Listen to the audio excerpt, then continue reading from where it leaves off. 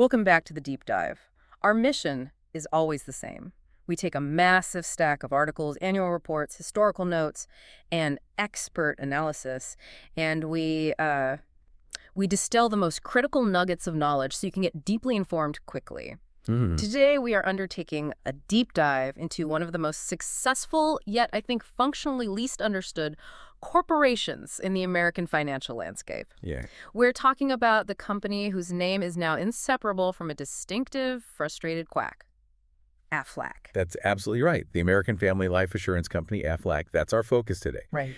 And for most people, Aflac is, it's synonymous with a cartoon duck. Good. But beneath that extraordinarily successful branding is an S&P 500 financial titan. A titan. It's the largest provider of supplemental insurance in the U.S., and it built its empire on a completely unique business model. Our task today is to move beyond the mascot. Beyond the duck. Exactly. And analyze the pillars of their global success.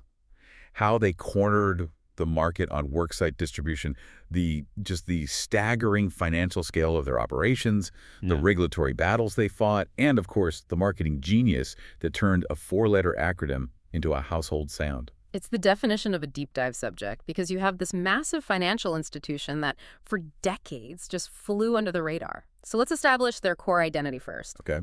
Aflac is an American insurance company, publicly traded on the New York Stock Exchange. Ticker is AFL.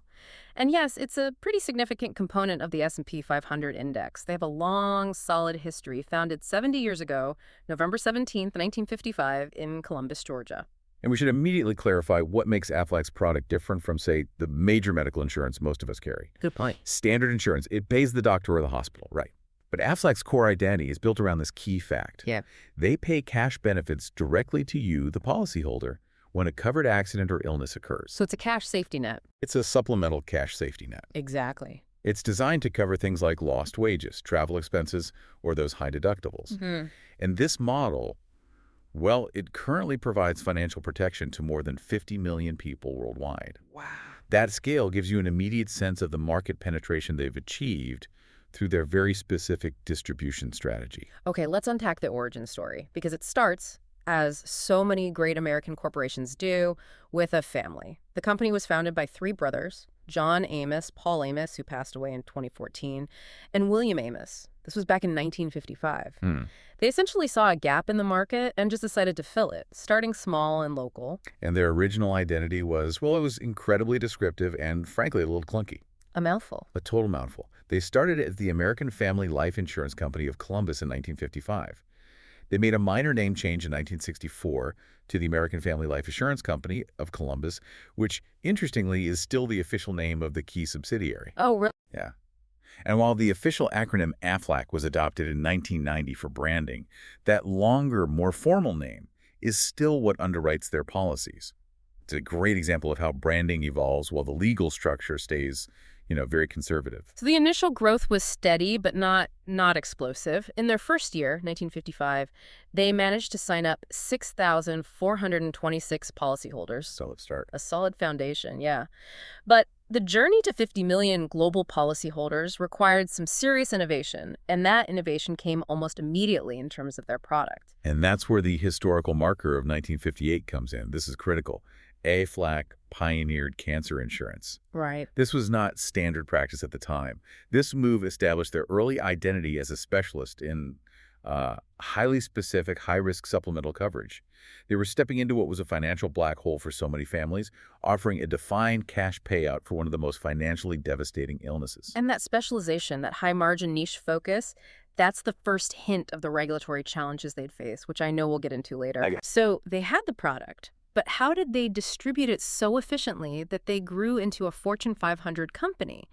The answer is all about where they decided to sell. This is the key turning point, the foundational strategic shift that explains all of Aflac's financial stability. It happened starting in 1964. The company decided to focus sales almost exclusively on worksite settings. The employer's place of business. And the genius here, as you mentioned, is less about the location and more about the mechanism they convinced employers to adopt. The payroll deduction. Yes. This is not just a successful sales channel. It is the absolute cornerstone of their operational efficiency and their financial stability. They basically removed all the friction from the whole sales and payment process. Precisely. I mean, think about the standard challenges for an individual insurance company. You have high administrative costs for billing, collection issues, high policy lapse rates when customers, forget to pay or decide to cancel. Aflac just sidestepped all of that. They circumvented all of it. They convinced employers to manage the collection process for them, automatically deducting the premium right from the employee's paycheck. The numbers really bear out the success of this strategy. By 2003, this worksite payroll deduction approach was just overwhelmingly dominant in the U.S. market. Get this. More than 98% of all Aflac policies in the United States were issued on this basis. 98%. You have to stop and just appreciate the structural advantage that percentage represents. Absolutely. That 98% figure, it translates directly into financial stability. It provides unparalleled efficiency and retention. When the premium is automatically taken out, the friction of payment and the likelihood of cancellation, they both just decrease dramatically. It's the power of the default setting. People rarely go out of their way to stop a deduction. Almost never, especially if it feels like part of their benefits package. This guaranteed, low-friction, high-retention payment stream provides the company with incredibly predictable cash flow and significantly lower administrative overhead. It's the engine of their profitability. But relying so heavily on one channel, however dominant it is, that can create risk. Was there a point where Aflac recognized they needed to diversify beyond that single powerful worksite channel? Absolutely. I mean, Continental American allowed Aflac to sell supplemental insurance on both the individual platform for consumers who might not have Aflac available at their job and the group platform. And that appeals to larger corporations that prefer to enroll big blocks of employees under a single policy. It just ensured they could continue to grow by appealing to different HR models without abandoning their core strength. Okay, so let's move from their founding structure to their current corporate scale. If we look at Aflac today, the company's geographic footprint is it's quite unique for a global financial giant. They operate in only two major markets globally, the United States and Japan. And this is a fact that surprises a lot of people who only think of the American Duck commercials. While the headquarters is firmly in the U.S. South, located in an 18-story tower in Columbus, Georgia. The tallest building in the city, I read? The tallest building in the city, no less. The international dimension is foundational to their revenue stream and their strategic decision-making. You're highlighting a crucial international distinction, and we need to, because the scale in Japan is just staggering. Aflac is not just present in Japan. They are the largest insurance company overall in Japan, measured by individual insurance policies in force. It's not a small foreign subsidiary. This is the majority of their policy base and a huge revenue generator. Right. And that's a key insight for understanding the company's risk profile. When we look at their sales force, based on some 2012 data, the U.S. side was represented by about 76,900 licensed sales associates.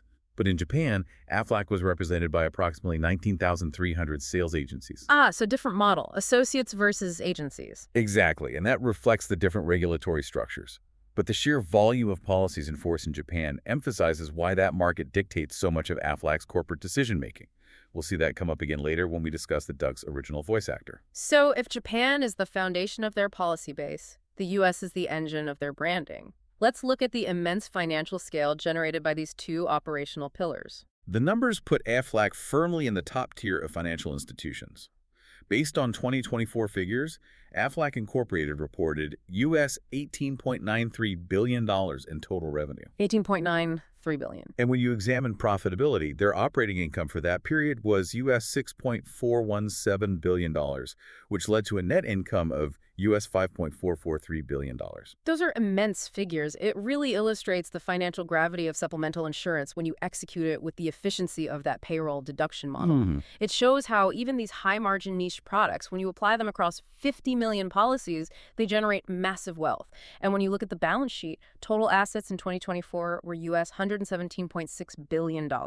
We are talking about a bona fide global financial powerhouse. In that asset figure, over $117 billion, it's a testament to their consistency. I mean, looking back nearly a decade to June 2015, their assets were already over $103 billion. So they maintain a consistent high ranking on the Fortune 500 list. Aflac is currently ranked 137th among the largest U.S. corporations. implications by revenue.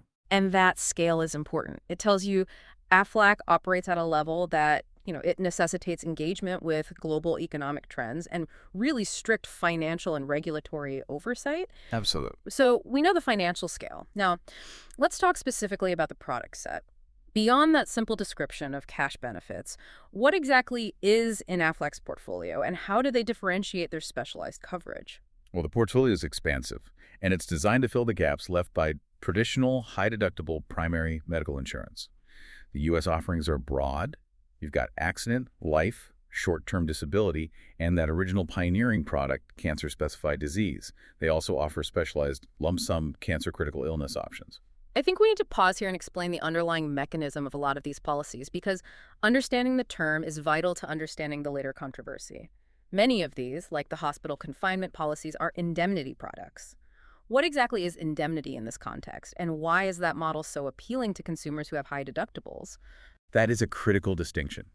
An indemnity policy means the company pays a fixed, predetermined amount of cash directly to you upon diagnosis or confinement, regardless of your actual medical bills. So it's a set amount. It's a set amount. Yeah. If your policy says, we will pay $3,000 for a cancer diagnosis, you get $3,000 cash. It doesn't matter if your hospital bill is $5,000 or $500,000. It is a lump sum. And it's intended to cover non-medical costs like rent, groceries, lost income, not the surgical fees themselves. And that's why it appeals to people with high deductibles. It's immediate liquid cash. Exactly. That clarity is important. So continuing the list, they offer a suite of hospital-focused products: hospital confinement indemnity, hospital confinement sickness indemnity, and hospital intensive care coverage. All focused on paying out based on the event of confinement, not the actual cost of care. Got it. And we also see dental and vision and specified health event policies. And beyond the core insurance products, Aflac smartly positions itself deeper into the employer ecosystem by offering ancillary services. They function as a broader human resources partner. Okay. This includes administering flexible spending accounts, or FSAs, for, unreimbursed medical, dependent daycare, and transportation expenses. They also provide crucial HR services related to regulatory compliance, specifically handling documentation and administration for HYPE and COBRA. They become these sticky partners with the HR department, which further entrenches that payroll deduction model. Right. And before we move into the controversies, just a quick historical note that shows how varied Aflac's ambitions once were. They actually owned several television stations for a period. Oh, I didn't know that. Yeah, from 1979 until 1997, mostly in smaller and medium markets across the South. They eventually sold that broadcasting division to what became Raycom Media in 1997.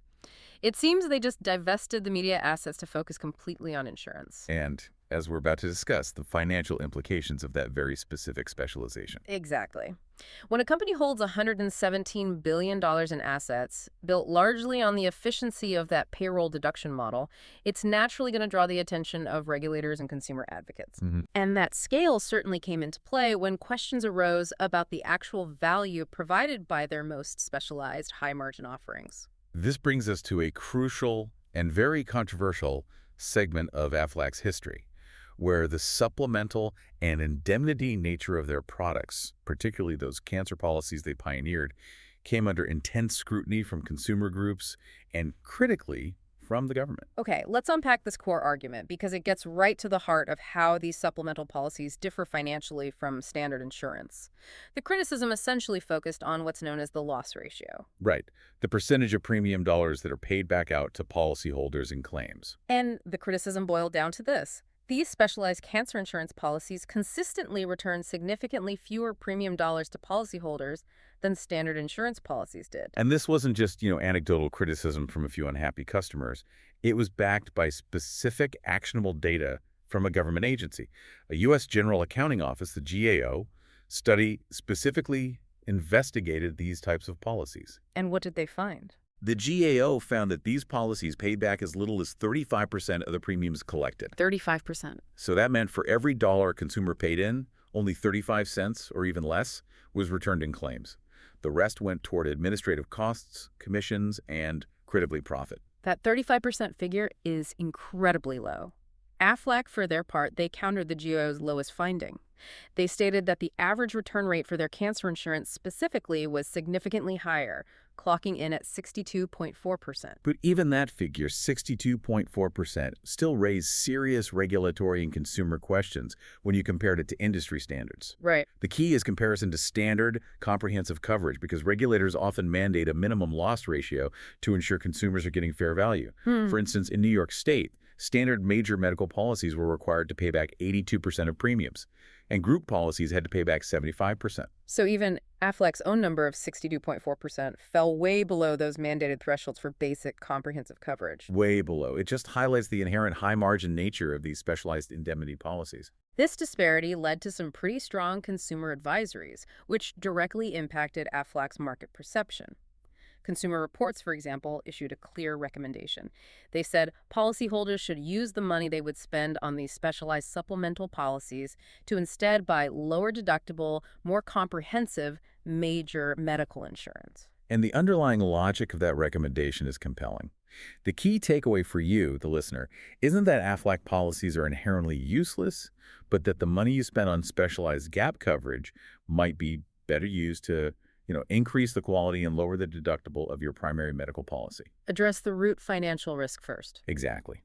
Consumer groups just viewed that 35% to 62% return rate as a misallocation of consumer spending toward a high-cost, specialized safety net when the primary safety net was often insufficient. So this pressure from consumer groups and the stark contrast in loss ratios, it forced regulators to act. New York State was particularly proactive and initially did not allow standalone cancer policies precisely because of these concerns over low payout rates. And what followed is a textbook example of corporate power navigating regulation. Faced with an inability to access the lucrative New York market for a product they literally pioneered, Aflac targeted the law directly. How so? In 1997, they spent a substantial sum, as reported, $175,000 on lobbyists and campaign contributions in New York with the explicit goal of changing the law and lifting that state ban on standalone cancer policies. It's important to analyze that. I mean, $175,000 is a highly specific, very targeted investment designed to grease the wheels of legislative change. It just demonstrates Aflac's willingness to dedicate significant resources to securing market access for these specialized, high-margin products. Even in the face of regulatory caution that was aimed at consumer protection. Right. The lobbying effort was ultimately successful, but it resulted in a classic political compromise, which is crucial for understanding the regulatory environment. In 1998, New York State did lift its ban on the standalone policies. But there's a but. There's a but. They attached a critical protective caveat. The policies were only permitted for purchasers who could demonstrate that they already had basic, comprehensive medical coverage in place. So that compromise changes everything. It meant Aflac secured market access, but the state successfully ensured a measure of consumer protection by mandating that these low-return supplemental policies couldn't be the only source of insurance protection for a diagnosis like cancer. That's right. It allowed Aflac to generate revenue from the policies, but theoretically, it mitigated the risk that an underinsured consumer would mistake the indemnity cash payout for comprehensive medical coverage. This whole episode, this successful lobbying effort resulting in that compromise, it really highlights the tension inherent in the entire supplemental insurance industry. Aflac's ability to generate immense wealth from these specific products was constantly being checked by regulators who were worried about consumer vulnerability. And this, perhaps more than anything else, explains the necessity of the massive branding campaign that followed. Okay, we've discussed the founding, the strategic payroll deduction model, the global scale that's fueled by Japan, and the regulatory challenges posed by the high margins on their supplemental policies. Now we turn to the second massive pillar of their identity, the one that defined Aflac for the American public and arguably acted as the ultimate corporate distraction, the duck. It's an extraordinary case study in branding synergy. Before 1999, despite being a $100 billion financial company and an S&P 500 component, Aflac was, in the United States, relatively obscure. Nobody knew who they were? Right. They were dominant in the worksite, where policy sales happened behind HR doors, but they lacked that broad public recognition, which is essential for recruiting sales agents and building a unified national reputation. So let's talk about the radical marketing pivot. It's pretty rare for an S&P 500 company to stake their entire U.S. identity on a spontaneous, phonetic pun, but that is exactly what happened. The Aflac Duck character was created by the Kaplan-Thaler Group in New York City. The genesis of the concept occurred in December 1999, according to agency lore. The story is just pure marketing serendipity. An art director, struggling with a brief for this large but unknown insurance company, was reportedly walking in Central Park, just repeating the company's name to himself. Aflac. Aflac. And he had a light bulb moment. A total light bulb moment. He suddenly realized that the sound of the name was remarkably similar to a duck's quack.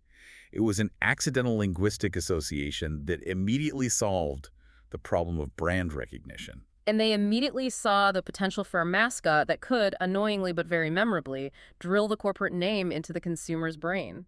The initial commercial centered on the duck constantly quacking Aflac with this sense of frustrated insistence. And yes, for a detail that only a deep dive would uncover, the initial ducklings used in those early spots were supplied by Metzer Farms, a waterfowl hatchery located in Gonzales, California. Huh. Amazing. The impact was immediate and massive. In a crowded marketplace of, dry, serious insurance advertising, the duck provided instant memorability and brand salience. The campaign elevated Aflac from relative obscurity to a household name almost overnight. And the duck has now starred in over 30 commercials, earning a coveted spot on Madison Avenue's Walk of Fame as one of America's favorite advertising icons. And the duck didn't just sell insurance, it fundamentally reshaped the corporate identity. This is reflected in the institutional shift that happened in 2005, when the company officially changed its logo to incorporate the duck itself. They codified the mascot right into their corporate DNA. Completing the transformation from a regional life assurance company into a brand defined by a cartoon animal. The ubiquity and success of the duck meant that Aflac began investing heavily in cross-promotions, using the icon alongside an astonishing range of celebrities and media platforms. It really illustrates how deeply the brand penetrated pop culture in the 2000s. We're talking about a surreal mix of figures. I mean, who knew that Aflac commercials were a place for stars like Chevy Chase? He appeared in 2003. Or the baseball legend Yogi Berra. We saw basketball star Yao Ming capitalizing on that dual U.S.-Asian market reach. And even Melania Trump in 2005, back before her time as First Lady. The campaign was deliberately broad, just trying to reach every demographic possible. They also successfully tapped into sports, aligning themselves with high-profile athletes, like NASCAR driver Carl Edwards, who appeared in ads between 2008 and 2014, and even sponsoring niche teams like the U.S. Olympic synchronized swimming team in 2004. These sponsorships provided really specific, targeted demographics for the worksite model they were trying to serve. And beyond the living celebrities, the duck successfully transcended into the animated world, starring alongside classic established characters. This included partnerships with Warner Bros. To appear with Bugs Bunny, Daffy Duck. Right, and Wile E. Coyote and the Roadrunner. They also partnered with holiday classics, featuring the duck alongside Rudolph the Red-Nosed Reindeer. This cross-generational appeal was key to cementing that acronym in the minds of multiple generations. Their sports placement was also masterful, focusing on broadcast integration. From 2003 to 2006, they sponsored a recurring segment during NASCAR broadcasts on NBC and TNT called the Aflac Trivia Quiz. Oh yeah, I remember that. And every segment was initiated by the commentator Benny Parsons, who would signal the start by simply saying, "Cue the duck." That audio cue just hammered home the brand recognition during major sporting events. The relevance continued even more recently. In 2017, Aflac managed to pull off a brilliant piece of cross-promotion by inserting an animated Aflac Duck into the opening credits of the DuckTales reboot. That's a perfect alignment. An instant visual alignment, connecting the financial brand with Disney's iconic animated waterfowl, reinforcing the association in a modern context. For over a decade, though, the success of the duck was inextricably linked to its original voice. The instantly recognizable, gravelly, highly idiosyncratic sound of comedian Gilbert Gottfried. He voiced the duck for 11 years, becoming a fixture not just in advertising but in pop culture. I mean, he was the voice of Digit on Cyberchase and the parody Iago in Disney's Aladdin. Gottfried's tenure, however, came to a very abrupt and controversial end in 2011. On March 14, 2011, Aflac dismissed him after he posted several jokes on his Twitter account that referenced the devastating Toshoku earthquake and tsunami that had recently struck Japan. And this wasn't just a PR issue that offended U.S. consumers. This was an existential business crisis for Aflac. Right. We have to remember that Aflac makes the majority of its policy base and a massive proportion of its revenue in Japan. Hmm. In Japanese culture, disrespect regarding a national tragedy is extremely damaging to corporate goodwill. So the decision was a business necessity. It was an absolute business necessity. The immediate decision to fire the voice actor who had defined their brand for 11 years demonstrates precisely how critical Japan is to their bottom line. It was a classic case of global business necessity trumping domestic celebrity affinity. Aflac's chief marketing officer had to act quickly and decisively, issuing a statement clarifying that Gottfried's comments were lacking in humor and certainly do not represent the thoughts and feelings of anyone at Aflac. The business imperative was clear: protect the Japanese market at all costs. And the search for the replacement duck voice became a minor media spectacle itself, a very clever pivot by Aflac's PR team to turn a negative situation into a positive, participatory event. Right. The company launched a campaign to find a new voice through quackaflac.com, accepting applications until April 1st, 2011. The commercials requesting submissions were actually updated versions of older ads, presented as a silent movie, emphasizing the sudden need for a new sound. The process was rapid. On April 26, 2011, the winner was announced. Daniel McKeague, a television advertising sales manager from Hugo, Minnesota. He provided a much less abrasive, more traditional duck voice. And his first commercial, featuring the new sound, aired just a few days later on May 1st, 2011. They successfully completed the transition and demonstrated Aflac's agility in managing a global crisis that was rooted in cultural sensitivity. So having covered the profitable business model, the financial scale, and the phenomenal marketing, it's essential to look at the other side of Aflac's identity, their deep, long-standing, and highly visible commitment to social responsibility. Which is overwhelmingly focused on childhood cancer. And this is not just minor corporate giving. It's a strategic, long-term commitment that integrates the brand with a powerful charitable cause. Through a long-standing partnership with Children's Healthcare of Atlanta, Aflac has contributed a monumental figure, over $100 million, to childhood cancer research and treatment. $100 million. Yeah. That kind of nine-figure donation is incredibly impactful and demonstrates a major corporate priority. And the most visible, policyholder-facing component of this commitment is their partnership with Macy's, which started way back in 2001. Aflac and Macy's collaborate every year to sell the annual Aflac Holiday Plush Duck. Turning the mascot into a charitable donation mechanism. Exactly. And the specificity of the fund distribution is also interesting. The net proceeds from each duck sold are donated directly to the participating children's cancer facility nearest to where the purchase was made. So it localizes the giving. It allows consumers to feel a connection between their purchase and a local community benefit. It does. And since 2001, this simple but highly effective Plush Duck campaign has raised more than $3 million for charity. This commitment became so integral to their public identity that it became a fixture in major American events. Aflac was a participant, often with a large float or display, in the Macy's Thanksgiving Day Parade every year from 2011 through 2019. Right. It provided annual high-visibility alignment between the brand, the philanthropic cause, and a major national holiday. And beyond the high-profile childhood cancer commitment, Aflac also promotes a broader sense of corporate citizenship by encouraging significant employee involvement in various charities. They formally involve employees in groups like the United Way, Easter Seals, and Habitat for Humanity International. They also maintain a defined focus on environmental efforts, recognizing the necessity of sustainability for a major global corporation. The company has publicly stated objectives to actively decrease its environmental impact. For example, they partnered with the Clean Air Campaign to encourage employees to use alternate commuting methods more frequently, carpooling or public transit. Another unique avenue of Aflac's philanthropy connects them directly to high school sports, specifically baseball, creating brand visibility among high-achieving youth and future professionals. Right. This was known as the All-American Baseball Classic, established in 2003. It was an East-West all-star game that showcased the 38 best high school baseball players in the nation who were entering their senior year. The first game was a high-profile event, played at Petco Park in San Diego. And they attached 2 primary award programs to this classic to recognize not just athletic performance, but also character. The first was the Aflac National High School Baseball Player of the Year Award, but perhaps more important was the Jackie Robinson Award. This award honored a rising senior who best displayed character, leadership, and student-athlete values in both academics and community affairs. And the charitable tie-in remained consistently focused on their core mission. Proceeds generated from the game and the banquet were specifically donated to Rady Children's Hospital in San Diego, again supporting the fight against childhood cancer. Since the Classic's inception in 2003, this single initiative successfully generated nearly $805,000 for charity. And just to show the long-term impact of the sponsorship, the alumni success rate is high.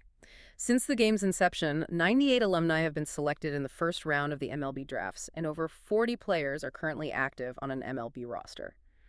Though the company sponsorship ended in 2011, the name of the game was changed to the Perfect Game All-American Classic. The initial Aflac investment secured their brand association with elite youth talent for years. So we've traced the path of Aflac from the founding efforts of the three Amos brothers in 1955 through its strategic decision to just dominate the worksite and payroll deduction model. That system, ensuring minimal administrative cost and near-zero policy lapse, that's the first massive pillar defining this company's unparalleled financial stability. And the second pillar, which allowed them to become a recognizable U.S. entity, is the Aflac Duck. The Duck took a financially massive but publicly obscure company and, through sheer annoying memorability, turned its acronym into a household sound. This recognition allowed them to grow their sales force and compete in the U.S. market. Even while navigating massive PR crises, like the Gilbert Gottfried firing, which highlighted the crucial importance of their Japanese revenue stream. Exactly. The overall story of Aflac provides a perfect case study of strategic corporate identity management. They simultaneously built immense wealth from highly specialized, high-margin, low-return products, like those indemnity cancer policies, while fending off serious regulatory scrutiny. Like the lobbying battle in New York State that forced that compromise. Exactly. And at the same time, they deployed an aggressive, unified marketing mascot and maintained these deep, visible commitments to social causes like childhood cancer research, using philanthropy to build goodwill and deflect potential criticism. It's a masterclass in using operational efficiency and branding to mask the underlying complexity and potential controversy of niche financial products. We've seen how $175,000 in targeted lobbying changed policy requirements in New York, and how a spontaneous phonetic pun led to a viral mascot that defined a Fortune 500 company. So what does this all mean for you, the learner? Well, we've seen how a company can use an extremely powerful, even distracting marketing symbol to secure massive visibility and brand affinity. And this raises an important question you should ask about any major corporation. What other major financial or insurance institutions are currently defined primarily by a single, friendly, powerful marketing symbol? And what regulatory complexities, low payout rates, or high-margin specialized products might that symbol be strategically masking from broad public view? Something to mull over the next time you hear that famous quack or see any corporate mascot promising financial security. Thank you for joining us for this deep dive into the source material. We'll see you next time.